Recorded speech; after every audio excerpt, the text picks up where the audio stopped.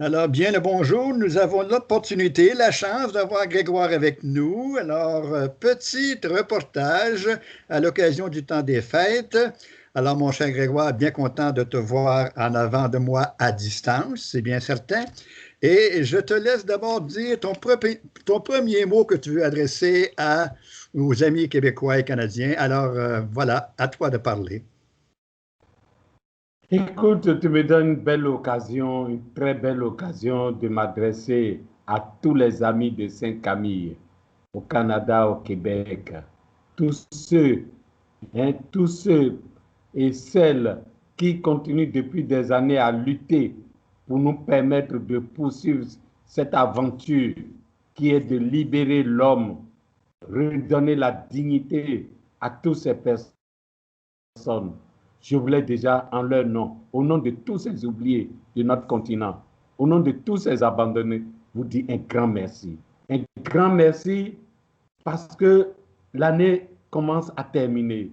On vient de passer une année ensemble, quelle que soit la distance. Vous avez travaillé beaucoup parce que cette année, on a beaucoup fait, surtout les médicaments, les différents projets. Je ne saurais comment vous dire merci. Merci pour ce que vous avez été durant toute cette année pour ces malades, pour ces oubliés. Et merci pour tout ce que vous allez continuer d'être pour eux. Dieu seul pourra vous le rendre. Et j'en suis certain.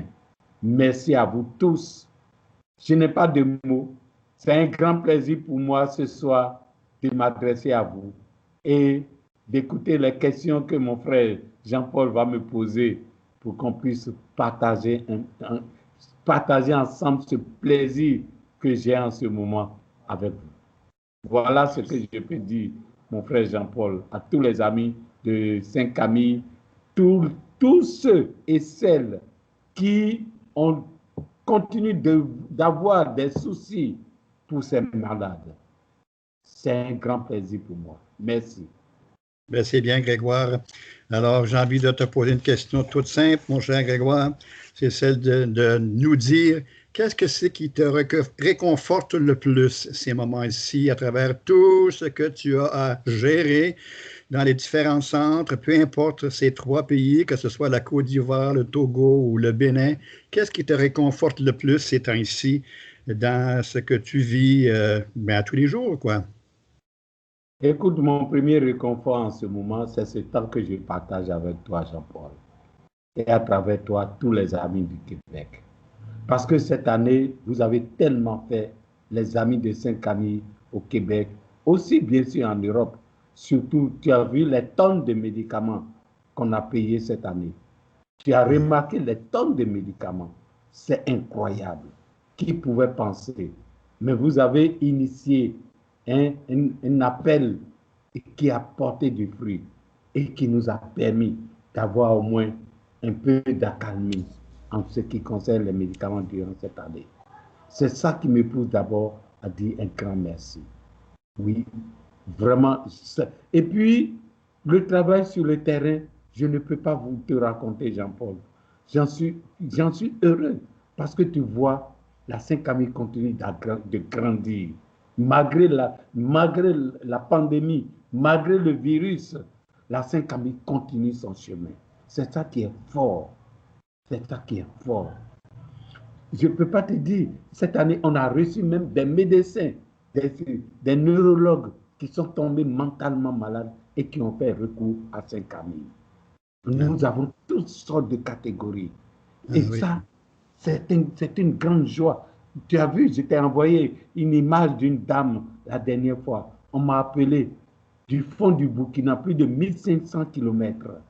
Une dame qui est enchaînée depuis 15 ans, depuis plus de 15 ans, Oui. qui, avec ses mains, a creusé dans la maison, qu'on a mis totalement à l'écart. Le jour que je parcourais ce voyage, ces kilomètres, je dis, je rends grâce. Je bénis le Seigneur. Parce Oui. qu'au moins, et puis c'était le premier dimanche de l'Avent. Le premier jour de l'Avent, c'est là qu'on a libéré cette femme. Donc, tu comprends, 3000 kilomètres parcourus pour une personne, mais ça valait le coup. Et ça, c'est grâce à tous les encouragements que j'ai, qu'on a avec vous. Et tout ça, c'est pour qu'ensemble, on puisse voir ce que Dieu continue d'œuvrer au milieu de nous, avec nos pauvres personnes. Aujourd'hui, je vais te dire, à partir de lundi, il y a la santé mentale, le directeur chargé de la santé mentale, je ne te l'avais pas dit, qui veut faire un tour dans tout le pays, aller visiter tous les centres de relais, nos centres avec les psychiatres. Et puis, ce que je veux te dire, c'est que cette année, depuis le mois de novembre passé, novembre 2020, novembre 2020 et 2019, le ministre de la Famille du Bénin, c'est-à-dire le gouvernement du Bénin, a pris sur lui l'engagement aussi d'aller chercher les malades dans les rues. Et je peux te dire, ils ont envoyé 31 malades à Tokan, dans le centre de Tokan, 20 malades dans le centre d'Avrancourt, ça fait 51 malades. 20 malades dans le centre de Boycon, ça fait 71 malades. Et 32 malades dans le centre de Djougou. Et tout ça, ce sont des malades des rues. Donc, tu comprends quand même que le gouvernement commence aussi à s'intéresser beaucoup à l'action que mène la Saint-Camille. Et je crois que tu as envoyé le certificat de la reconnaissance que le ministre a voulu adresser à Saint-Camille. Alors tout ça, ça fait ma joie. Ça fait vraiment ma joie. Tu as raison, c'est très heureux, Grégoire, c'est très heureux. Mais je vais te poser une autre question qui est un peu différente de la dernière. C'est celle de te demander plutôt, et actuellement, ton souci ou tes soucis les plus grands, quels sont-ils? Eh oui, les soucis les plus grands de Jean-Paul, c'est surtout le centre de Dassa. Le centre de Dassa. Si tu en parles un peu, Grégoire, si tu parles un peu de ce centre. Le centre de Dassa, c'est le centre pour les toxicomanes. Vous savez, nous avons des difficultés avec les toxicomanes qui sont dans les chaînes qu'on va déchaîner, mais qu'on envoie dans les centres avec les malades. C'est difficile à gérer. Ils sautent le mur, ils tapent les gens, ils font de n'importe quoi. Donc, depuis, nous avons pensé créer un centre pour les toxicomanes. Et ce centre, c'est à Dassa. C'est-à-dire, pour nous, ma première, et avec l'expérience aujourd'hui, je me suis dit, pour pouvoir mieux aider ces personnes, il faut les déraciner de leur milieu. C'est pourquoi le centre de Dassa, on est allé mettre ça à plus de 200 km de Cotonou, qui est dans le centre dans la ville de Dassa. Donc, en les déracinant, c'est beaucoup plus facile de les suivre. Ce centre, il y a un grand travail qui a été fait. Il y a beaucoup de choses qui ont été déjà faites à travers nos amis de l'Espagne. Mais aujourd'hui, il faut vite le terminer. Il faut vite le terminer pour pouvoir permettre vraiment à ce que ce centre puisse être opérationnel. Et ce serait l'unique centre de la sous-région. Ce serait l'unique centre de la sous-région, c'est-à-dire les toxicomanes de Côte d'Ivoire, les toxicomanes de Togo, les toxicomanes du Bénin doivent être acheminés tout dans ce centre. Donc, tu comprends même que Grégoire, ce sera le seul centre comme ça en Afrique de l'Ouest francophone. Oui, ça n'existe pas. Il n'y a aucun centre pour les toxicomanes qui existe. Ce serait l'unique, la première. La première. Et je te dis actuellement, ce que je veux vous expliquer. On nous envoie des malades toxicomanes du Congo. Ah oui. Du Congo, du Gabon. On envoyait un du Congo, mais la première. Bon, c'est vrai, la famille avait dit que c'est un toxicomane. Mais quand il est arrivé avec son frère, avant même qu'on commence à vouloir faire le dossier, il a dit à son frère, écoute, je vais aux toilettes, là, j'arrive. Mais il a disparu. Il a disparu et comme ça, on l'a perdu. Oui. Il n'a pas pu retourner. Et jusqu'aujourd'hui, ça fait plus d'1 an. Il n'a pas pu retourner dans son pays. Donc, depuis quand on nous envoie quelqu'un comme ça, il faut rapidement commencer à le maîtriser, à savoir, on a le secret, on sait comment les prendre, mais il faut leur trouver leur milieu qui les convient. Oui. Et c'est ça ma grande préoccupation, le centre de Dassa. Je comprends très bien, Grégoire. Je te comprends très bien. Alors, j'espère bien que les gens entendront bien à travers ce grand souci qui date pas, qui n'est pas récent, qui date de plusieurs années d'ailleurs, et puis qui a bien démarré, mais qui n'est pas terminé, qui n'est pas fini, et où tu cherches des ressources financières pour être capable d'arriver à pouvoir terminer ce centre et pouvoir donner le service pour ces toxicomanes qui ont des problèmes aussi, je regarde, de maladies mentales aussi. Oui. Parce que quand ça commence, c'est les chaînes. Vous le savez, c'est les chaînes. Or, oui, c'est ça. Il faut briser ces chaînes. Oui, maintenant aussi, bon, c'est les médicaments aussi. Mais vous comme avez autre fait un souci, grand oui. travail. Autre aussi, c'est les médicaments. Mais oui. les médicaments, nous continuerons toujours, avec la grâce de Dieu et avec les efforts des uns et des autres, à continuer ce travail. Il faut.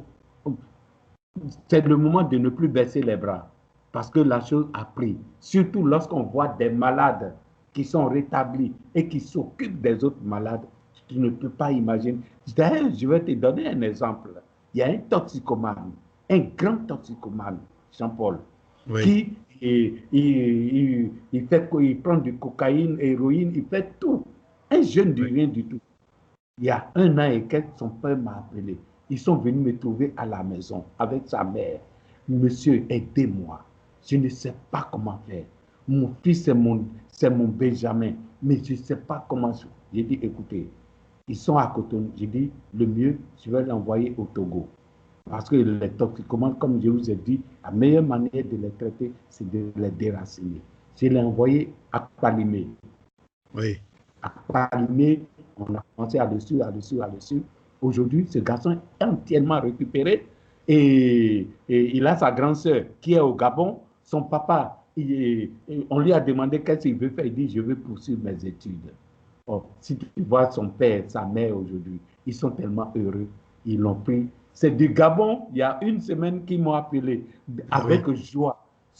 Leur fils a repris les études au Gabon. Et Jean-Paul, tu vois, même si dans 100 ans, tu arrives déjà à sortir un comme ça, je te dis, la joie est immense. Ben, j'imagine facilement, Grégoire. Mais je comprends très bien. Tu as raison aussi. Tu as raison aussi. On arrive quand même à la fin de cette petite communication avec tous les amis ici au Québec comme tel. Et je vais te demander, c'est quoi ton dernier mot que tu veux adresser, je regarde, aux amis du Québec, aux amis du Canada ici? Écoute, le dernier mot que je peux vous adresser, c'est pendant toutes ces fêtes de Noël, ces fêtes de Noël, du 1er janvier, vous savez, nos malades, dans tous les centres, dans une année, ils ont 2 jours où ils mangent la viande. Oui. C'est le jour de Noël et le jour de Pâques. On essaie de leur payer tous un bœuf. On paye un bœuf pour chaque centre. C'est le jour où chacun, je t'ai dit hier quand ils m'ont appelé de Boaké, et tous, papa, est-ce qu'on aura notre viande? Noël arrive. C'est leur rêve. Et c'est ce rêve que je veux partager avec Jean-Paul. Okay. Leur rêve d'avoir leur viande pendant cette fête de Noël. C'est ça. Oui. Hein? Et je vais profiter pour vous dire que notre joie est immense. Je suis heureux parce que cette pandémie, quelle que soit la pandémie, Dieu les a préservés. Dieu les a préservés. C'est ça le grand mot que je peux dire, préserver. Avec le lave-main que vous nous avez permis de construire dans les centres. Non, Jean-Paul, je bénis le Seigneur. Je veux dire un grand merci à tous les amis de Québec, du Canada. Collaboration Santé Internationale, surtout Roncari. Oh non, Jean-Paul, je l'ai dit à tous un grand merci. Les lave-mains, ça fait la joie. Quand les gens arrivent dans nos centres, parce que ça n'existe nulle part. Ça existe seulement dans un seul hôpital dans tout le Bénin. Ce que nous avons fait. Et quand les autorités rentrent là, ils voient ça, Jean-Paul, je ne peux pas te dire, on comprend quand même que les malades aujourd'hui ont leur place. Ils ont retrouvé leur place, leur dignité, leur joie d'être aussi des hommes, des femmes. C'est ce que je veux vous offrir pour votre Noël. C'est ce que surtout je veux vous offrir pour votre Noël. La joie de ces malades, la dignité de ces malades, leur reconnaissance à votre égard. C'est ça, votre Noël, que je veux partager avec vous. Merci beaucoup, Jean-Paul. Merci à tous. Et tous les... attention, il ne faut pas, je vais oublier, et la fondation, et rappelle-moi un peu, la fondation de la pharmacie, là. Ah, de Marcel et Jean Coutu. Marcel Jean Coutu, et puis ceux qui viennent de payer la maternité de Boaké. Oui, la fondation Louise Grenier. Louise Grenier, hein, tous, je n'oublie personne. Je n'oublie personne. Tous ces malades, vous dis un grand merci.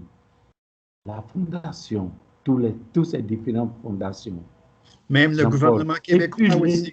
Le gouvernement du Québec, le gouvernement du Québec, je ne vais pas les oublier. L'hôpital d'Adiara, tout ce qu'ils ont fait avec le centre de Tocan, qui fait la joie et le bonheur de tous ces malades. Merci à eux tous. Je ne sais pas si ces mots vont pouvoir les parvenir à tous, Jean-Paul.